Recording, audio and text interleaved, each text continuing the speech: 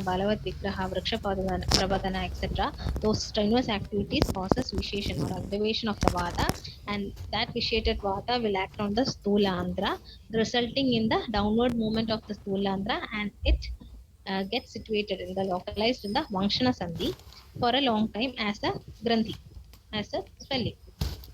Then what happens? As the time passes, if it is left untreated, then this andhra will move downwards into the Falakosha and will result in Mushkashoka. This is the pathology what is happening in Andhra. And now the Lakshanas. It is told Atmado Vasti Rivadada.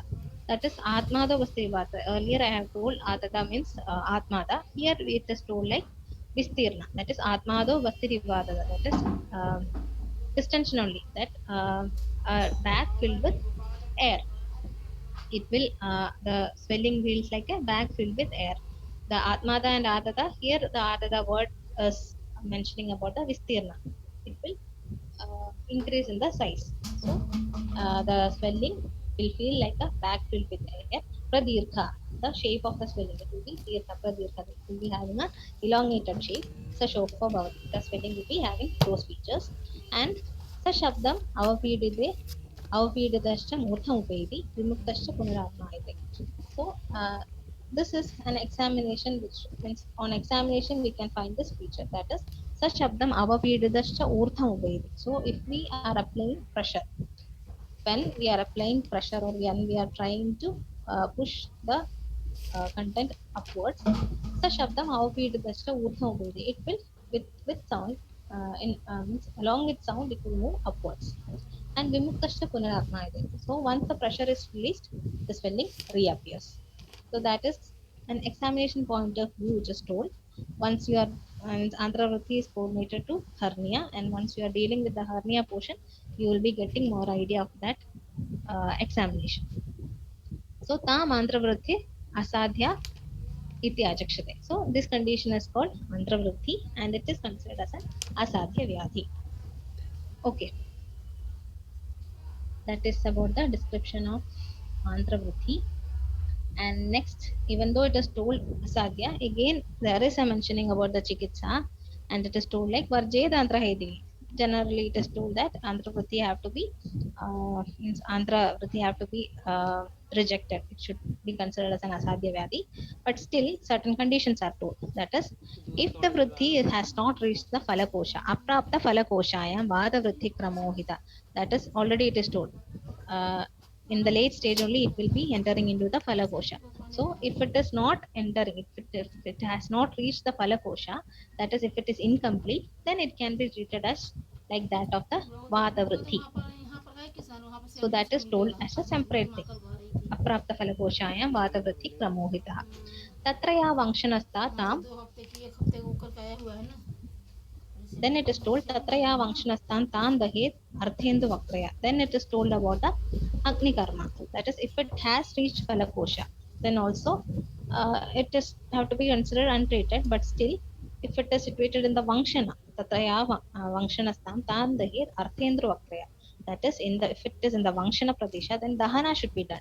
Dahana should be done with Arthendra Vakra Shalaka. That is, Shalaka is to do the Agni Karma. Shalaka is mentioned. So with Agni Karma, with Shalaka, we have to do the Agni Karma. Why? For what this Agni Karma is being done? Samyak Marga Avarodhartha. That is to obstruct the Marga. To prevent the further descent of the Andhra, we have to go with this Dahana procedure, the Agni Karma procedure. Then it is told if this, again, if these measures fail, another method is told like Tvajam Pitva Angushta Madhye Dahecha Anga Viparyayat Aneneva Vidhanena Vritti Vata Kapatmike Pradahet Praya Kintu Snayu Chedo Adhikas Tayoho. That is, we have to do Tvak Matra Chedana. That is the thickness of Tvak. That with that thickness, Chedana should be done in the Angushta Madhya, and then Agni Karma should be done. First Chedana and then Agni Karma should be done in the Angushta Madhya. And it is told that it should be done in an Anga Viparyaya manner. That is, if Andhra Vritti is in Vama Bhaga, then we have to go with the procedure in the Dakshina Angushta. And if the Andhra Vritti is in the Dakshina Bhaga, we have to go vice versa. That is, the procedure have to be done in the Vama Bhaga. So in Anga Viparyaya manner, this procedure have to be done.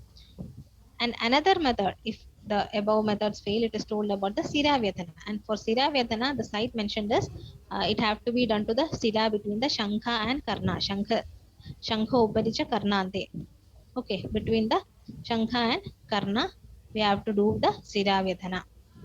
There also the Sevani have to be, the Marma point should be uh, protected. Okay.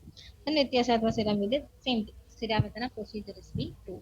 So again, Andhravritti Chikitsa is mentioned like if it has not reached the Falakosha, if it is incomplete, we can go with Vadaja Vritti.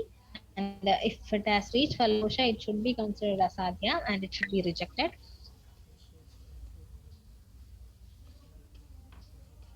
And then if it is situated in the Vangshana, we have to go with Agni Karma with Adhendavaktra Shalaka, and that is to create the Marga Varodha, to obstruct the path, to prevent the further descent of the Andhra. And if these measures fail, we have to go with Vakmatra Chedana in the Angushta Madhya, in a, then followed by Agni Karma in an Anga Viparya manner. That is, if Andhravati is in Vama Bhaga, we have to go with the procedure in the Dakshina Angushta and vice versa. And finally, there is mentioning about the Siddhavedha also. And the site selected is Shankha Karnate, between the Shankha and Karna. So this is what is mentioned about the Chikitsa of Andhravritti. And next is the Sadhya Sadhita. From the above shloka itself, it is clear that uh, Andhravritti is considered as Asadhya and the other 6 varieties are considered Sadhya. Nothing in detail about that. And then about the Apatyas. It is mentioned about the Apatyas in Vritti Roga. Generally, those strenuous activities should be avoided, which will cause again pressure and all, and also vada dushti, which will cause the vada dushti. Such factors should be avoided. Here special mentioning is about ashwadhyanam, vyayamam, maidhunam, vega nigraham, atyasanam, chankramanam, upavasam, gurunicha. So the uh, patients should avoid that ashwadhyana, means riding on the animals, that will be strenuous in nature, the travel on the animals. Then vyayama, of course, physical exercises. Then maiduna, sexual act. Vega nigraha, suppression of any kind of urges will lead to the vada visheshan. So it have to be prevented. And then atyasana, sitting for long term, that also causes vata vritti. Chankramana, upavasa, guru nija, means upavasa, fasting, and also intake of excessive guru ahara, that also have to be avoided. Both upavasa have to be avoided, and also the intake of guru ahara have to be avoided. So these are the apatyas mentioned in the vritti roga. So this is all about vritti roga, the ayurvedic concept.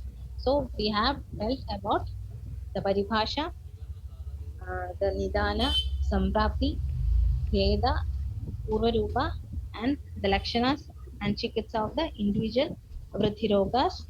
And we have seen the sadhya sadhya and the apatyas in vritti roga. Hope it is clear till now. Now we will move on with the modern aspect, that is the hydrosil.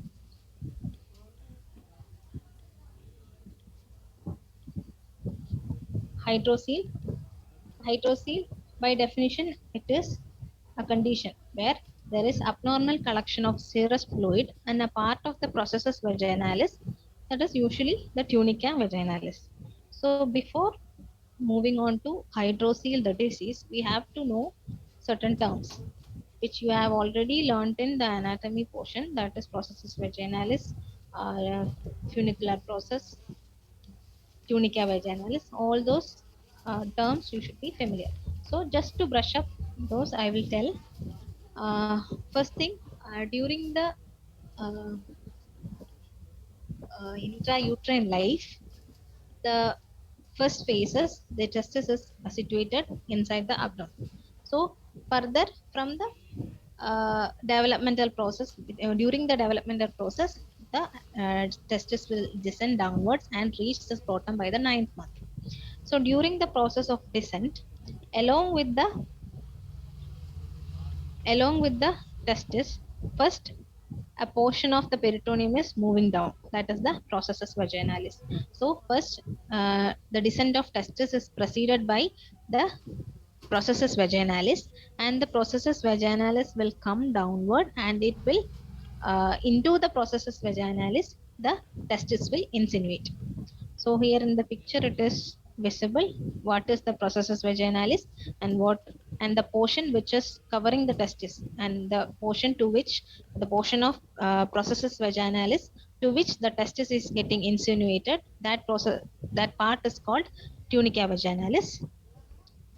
And this is what is happening. The first picture is about what is happening during the descent, and then by time what happens, there will be regression of the processus vaginalis. Except the tunica vaginalis, the above part gets regressed. So there will be regression of the processus vaginalis, and that will remain as a patent, means it will be a closed portion, and that process is called funicular process. That is, the regressed portion of the processus vaginalis will remain as a funicular process. So these are the structures. Processus vaginalis you have seen. Then tunica vaginalis is the portion which is covering the testis, which is closely related to the testis, tunica vaginalis. And the remaining portion, the regress portion of the processus vaginalis is called the funicular process. So that is the basic things. And here, then, when we take hydrocele, as I have told by definition, it is the abnormal collection of the serous fluid in part of the processus vaginalis. That is the tunica vaginalis. The tunica vaginalis alone, there will be collection of the serous fluid. That is an abnormal collection of the serous fluid inside the tunica vaginalis. That condition is called hydrocele. From the word term itself, there is hydro and seal. So there is a collection of fluid. A liquid part is being collected. So that is the condition. And next, just for the knowledge, what is the composition? Though it is an amber colored fluid, it is sterile. It is not containing any type of microorganisms or any other material. So it is a sterile fluid, and it contains water, inorganic salts, albumin, fibrinogen, etc. And the specific gravity is also given. Next, how it is caused, the etiology. So mainly whenever there is an abnormal collection, we have to think some possible causes are there. One thing is there is abnormal production of fluid. So because of that only, there will be a normal amount of fluid getting collected. But there is abnormal collection. So there is an increase in the collection. So one thing is there will be excessive production of fluid within that cavity. So the etiology, first thing is there will be an excessive production, and second is even though there is a continuous production, why it is not normally getting accumulated? Because there is an amount of absorption also. So here, when there is an abnormal collection, there will be defect in the absorption phase also. Okay, so first is excessive production, then next is defective absorption, and next is the interference with the lymphatic drainage. That is, the proper drainage mechanism is hampered. So due to that also there can be abnormal accumulation. Next is connection with the peritoneal cavity. Peritoneal cavity, where there is peritoneal fluid. So when there is a direct connection with that cavity, the fluid from the peritoneal cavity can enter into this sac. So possible four ways of the causation of hydrocele are excessive production, defective absorption, the interference with the lymphatic drainage, and any connection with the peritoneal cavity. Next is about the types. So basic classification, the types are congenital and acquired. And acquired again it is classified to primary and secondary. That is the basic classification of hydrocele, congenital and acquired, primary and secondary. First, I am mentioning about the primary vaginal hydrocele. Why? Because when the Mutraja Vritti is correlated, more near correlation can be made with this primary vaginal hydrocele. So primary vaginal hydrocele is a condition where there is accumulation in the tunica vaginalis, as told earlier. It is the commonest variety. Among the other varieties of hydrocele, this primary vaginal hydrocele is considered as the common one, and it is occurring in mostly in the middle-aged group, and it can be unilateral, it can be bilateral, and the thing is the Main complaint is the swelling of the scrotum. There will not be any pain or any other discomfort associated in the initial phase. So the patients will, as it is related to the reproductive system, there will be a rejection from the side of the patient also. They will keep the complaint as such. They will not be ready to consult a surgeon or a physician, whatever it is. So this, as there is the only complaint is swelling, when the patient approaches the doctor, it will be a stage where it have produced a discomfort. It may not be pain, but because of the large size, the patient may feel discomfort. And because of that discomfort, the patient will think of approaching the doctor. So, as the main and only complaint is the swelling of the scrotum, there is chance that the patient will approach the consultant only once it have achieved a enormous size.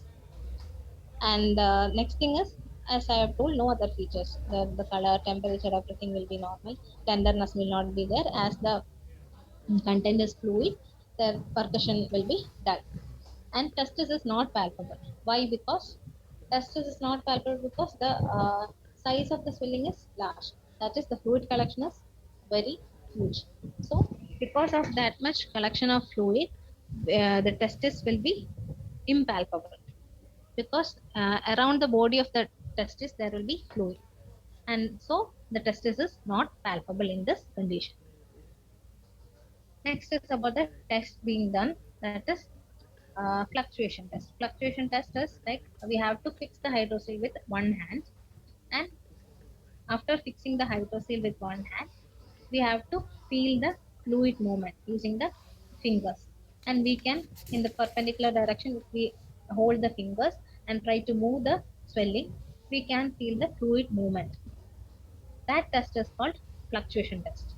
So inside the content is fluid. So here in hydrocele, the fluctuation test will be positive. The swelling will be fluctuant. Once again, we will be fixing the hydrocele in one hand, and using the fingers of the other hand, we will be trying to feel the fluid movement. As the content is fluid, there we can feel the fluid movement, and hence the fluctuation test is positive. Next is the transilluminance test. That is, we have to uh, not the transillumination. Once we will uh, keep a source of light from one side, and then from the opposite side we have to check for the transilluminance. So in this, it is a clear fluid present inside the hydrocele. We can uh, see the transilluminance very brightly. So in this condition, the transilluminance test will be positive. That is the second test being told here, transilluminance test, that is positive as there is clear fluid inside the hydrocele.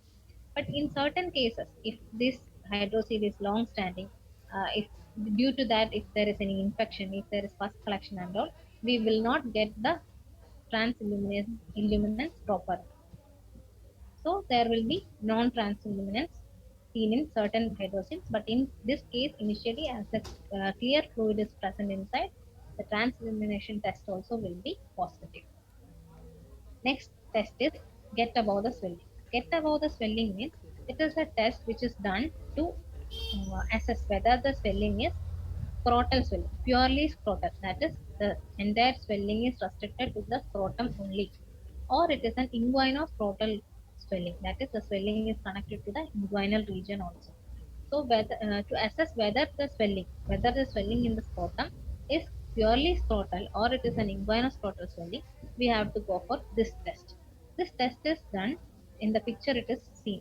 That is, we have to hold the root of the scrotum.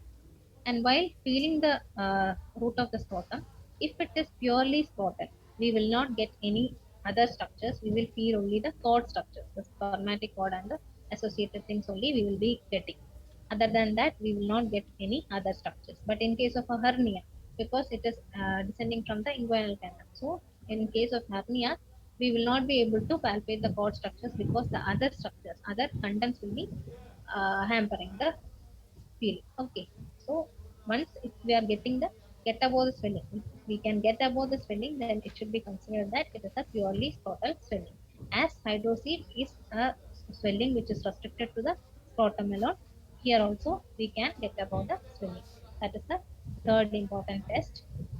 And testicular sensation, it is so like we have told that testicles cannot be palpated, so it can be elicited in vaginal hydrocele by transmitting a pressure sensation through the pore. So once we transmit a pressure, we can feel the sensation, the testis sensation can be felt during the movement. So that is what is about testicular sensation. All these are the main tests. Some other tests are also there, but still the main test being told in the primary vaginal hydrocele. These are the ones. Hope it is clear. Then we are moving on to the other types. There are many other types also mentioned under this hydrocele topic. Among that, we can tell about first thing the congenital hydrocele. Congenital hydrocele is that we have seen the processus vaginalis. Right, in the previous slide, we have seen what is processus vaginalis, and we have told that after the proper development, what happens? The processus vaginalis will be closed and it will regress, and funicular processes form. Right, but in case of this congenital hydrocele, what happens is the processus vaginalis remains patent. Congenital means due to a developmental abnormality. So proper development is not happening. Some defect is happening in the descent, and hence the processus vaginalis remains patent. It will remain open, and by that there will be a connection with the peritoneal cavity. Even though the connection is too small, the connection is too small, so the chance of getting hernia is not there. But still, through that small opening, fluid can transmit to the parts. So there will be chance of getting congenital hydrocele. Here the cause is processus vaginalis remains patent. And next is infantile hydrocele. From the term infantile, it is not like it is not having any relation with the infant age. It is just the name. So infantile hydrocele means here in this condition, the tunica and the processus vaginalis are distended up to the deep inguinal rim. That is, it is extended up to the deep inguinal ring, but it is not having any connection to the peritoneal cavity. Earlier in the congenital hydrocele, we have told there is a connection with the peritoneal cavity. Here, even though the hydrocele portion, the tunica vaginalis and the processus vaginalis, is uh, extending up to the deep inguinal ring, it is not having a connection with the peritoneal cavity. So that is the condition of infantile hydrocele. Then it is a funicular variety, funicular type of hydrocele. There, the funicular process is closed just above the tunica vaginalis. So there is a swelling in the inguinal region. Okay. So the funicular process, as you know, the funicular process is between. It is a connection between the processus vaginalis and the tunica vaginalis. So it is lying between, means above to the tunica vaginalis. So when there is fluid collection in the funicular part, then there is an appearance of a swelling, and that will be inguinal only because above the scrotal region, above the testis region, it is closed. So there will be a inguinal swelling, like feeling in the funicular process. Next, it is about the encysted hydrocele of the cord. That is in the patent funicular process. There is no opening in the funicular. There is no closage. The funicular process will remain open in a portion. That is, there will be fluid collection in the portion of the patent funicular process. Earlier in the funicular hydrocele, we have told the entire funicular process will be filled. There will be hydrocele. There will be collection of fluid in the entire funicular process. But here it is like a portion of the patent funicular process. There will be fluid collection. So it will appear as cyst on the cord. So will not be the entire funicular process will not be accumulated with fluid. Only a small portion will be means in a small portion only there will be accumulation of fluid, and hence it appears as if there is a cyst. So it is called encysted hydrocele of the cord. Then the next condition is hydrocele end bisac. There will be two intercommunicating sacs. That is one means in the neck of scrotum, one in the inguinal region and one below the inguinal region. So two intercommunicating sacs will be present. That is hydrocele end bisac, and it is also called as bilocular hydrocele. There is two locus, two intercommunicating sacs will be there. Next is hydrocele of the canal of Mach. That is which is found in female. in relation to the round ligament, and that is a swelling which is always in the inguinal canal. Next is another chance of hydrocele of the hernial sac, because in a herniated sac there will be adhesions due to the means the contents will be causing adhesions inside the sac, and because of the adhesions there will be fluid retention inside the sac. That is another variety, that is hydrocele of the hernial sac. And next important uh, classification is secondary vaginal hydrocele. So before that, we will move on to the pictures. In the first picture, it is congenital hydrocele. There you can see that the entire path is open. That is, the processus vaginalis have not closed, and there is a direct connection with the tunica vaginalis, and above also the peritoneal cavity there is linked with the peritoneal cavity. So that is the first variety, that is congenital hydrocele. The second image is the funicular hydrocele. There you can see the funicular process. It is not involving the uh, vaginal hydrocele and all. The funicular process itself is getting fluid accumulated. Third is the infantile variety, and fourth one the encysted. Here you can see the funicular portion, a part of the funicular process is getting fluid accumulation. And the fifth one is the vaginal hydrocele, where there is fluid collection in the tunica vaginalis alone. So this variety is mainly considered as the nutriture group. And then next picture is about the hydrocele and bisect and hydrocele of the canal of neck. All these pictures you can see in this slide. Next is about the secondary vaginal hydrocele.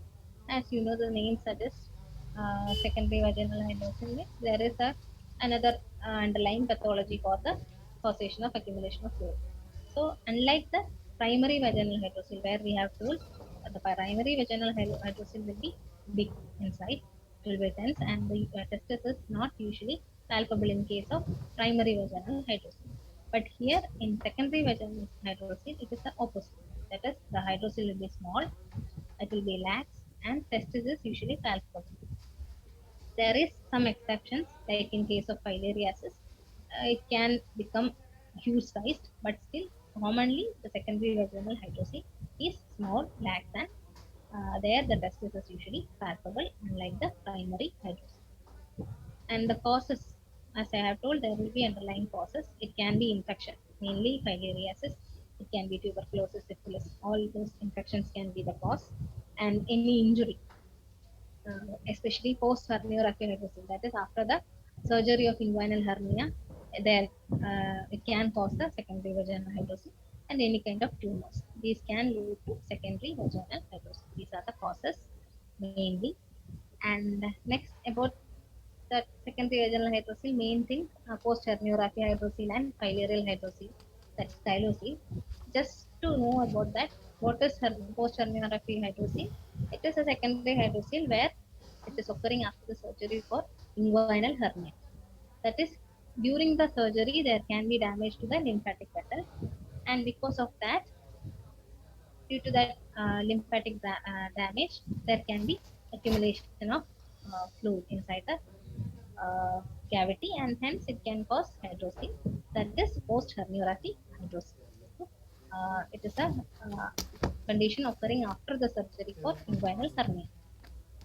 Next is filarial hydrocele and chylocele, that is due to means after the repeated attacks of filarial infection, filariasis. After the filarial attacks, it is commonly caused, and it is mainly occurring in coastal region side. And in these cases, there will be large sized hydrocele and the sac will be thickened. Filariasis, you know, the feature itself was like thick skin and all will be present. Here also, as it is a result of filarial attacks, the size of the hydrocele will be large, the sac will be thickened.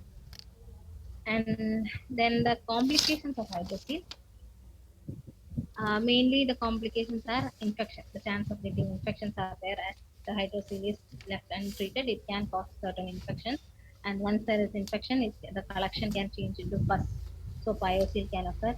Hematocele, when the size of the hydrocele is large, the chances of trauma is increasing.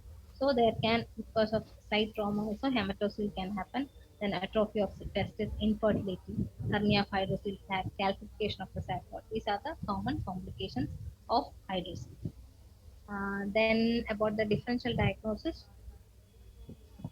inguinal hernia, epididymal cyst, spermatocele, testicular tumors, scrotal edema, all those swellings which can be which are occurring in the scrotal region, that can be considered and taken as differential diagnosis for hydrosis. Next is about the treatments. Mainly surgery is being indicated in the hydrosis, and the main surgeries told are Lord's vacation, evacuation and diversion, subtotal excision, Jabali's operation, Sharma and Grover technique. These are the main operations told in the treatment of hydrosis. So the procedure is the general procedure. Whatever the main procedure is, first things we have to note are, first thing is anesthesia. We can do it in GA, we can do it in spinal, or we can go for local anesthesia, and then cleaning and waiting. Then incision. Here you can see a vertical incision of about 6 to 8 centimeter in length is made over the scrotum, anteriorly 1 centimeter lateral to the medial back. There in the Ayurvedic concept also we have told about the Sevani. We have to spare the Sevani and we have to go for the Vedana. Here also it is told that lateral to median raphe we have to go for the incision, and the layers, skin, dartos, external spermatic fascia, internal spermatic fascia, all those layers have to be incised, and then we have to identify the sac. It will be bluish hydrosy sac, that is the parietal layer of tunica vaginalis, that will be seen once the internal spermatic fascia is open.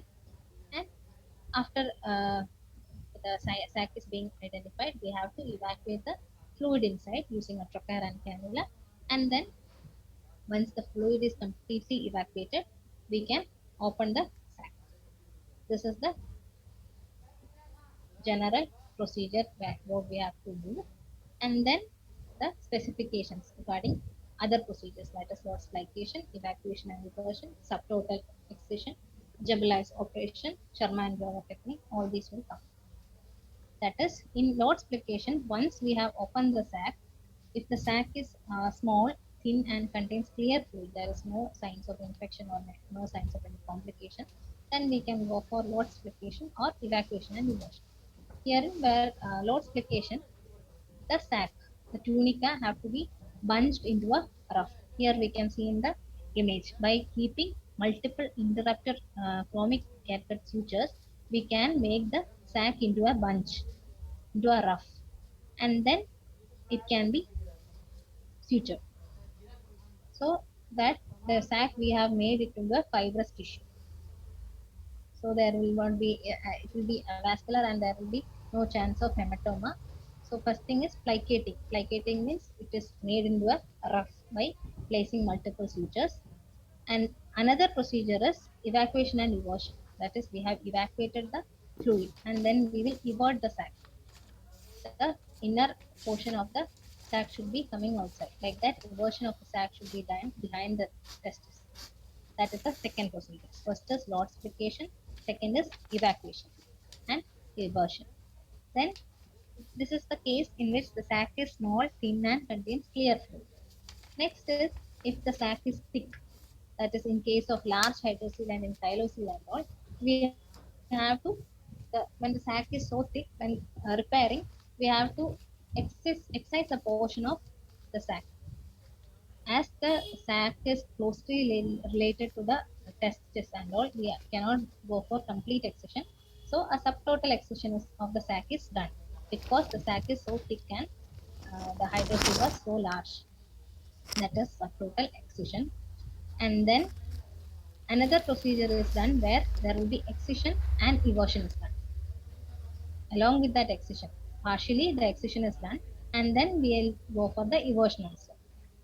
In that condition, the name is given like Jabali's operation. That is the difference. So, rod splication, evacuation and eversion, subtotal excision, Jabali's operation. Then the fifth method told is Sharma and Jover's technique. Here, a pocket is made in the facial layers of scrotum. That is, a separate pocket is created inside the layers of scrotum, and this sac, along with the testis, is placed inside this pocket. That techniques, after proper evacuation, the sac along with the testis is placed inside the newly created pocket between the layers of the scrotum. This technique is called Sharma and Jover's technique.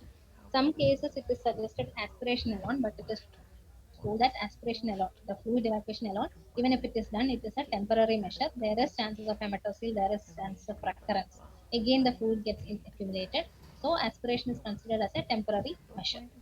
So once again, the after the preliminary procedure, once the sac is opened, we can go for the different methods. Lord flexion, where the sac is made into a bunch and made into a rough, and then suture is applied, and then another procedure where there is evacuation. Evacuation is done, and then eversion is done.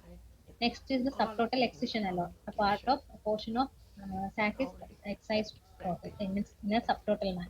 Subtotal excision is done, and in Jebulai's operation, excision, partial excision is done. Along with that, eversion is also done.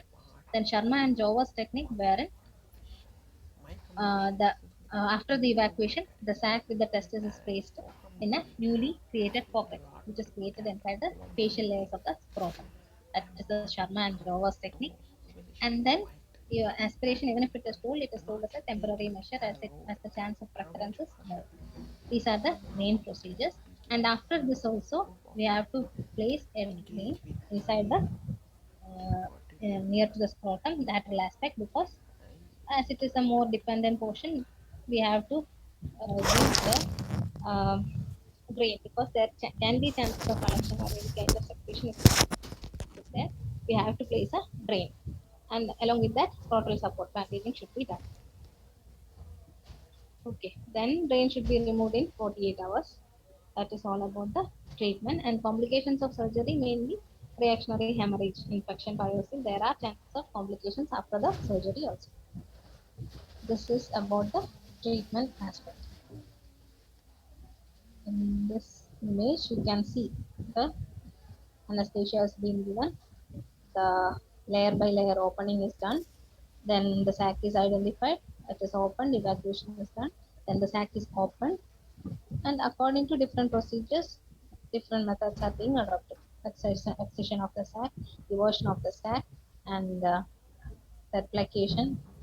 Then finally, the wounds are closed by layers, and we have to go for application of drain, and uh, further after 48 hours, drain should be removed, and proper bandage support should be given to the scrotum. So this is what is about Vritti, its Ayurvedic management, and Mutraja Vritti with special reference to hydrosis.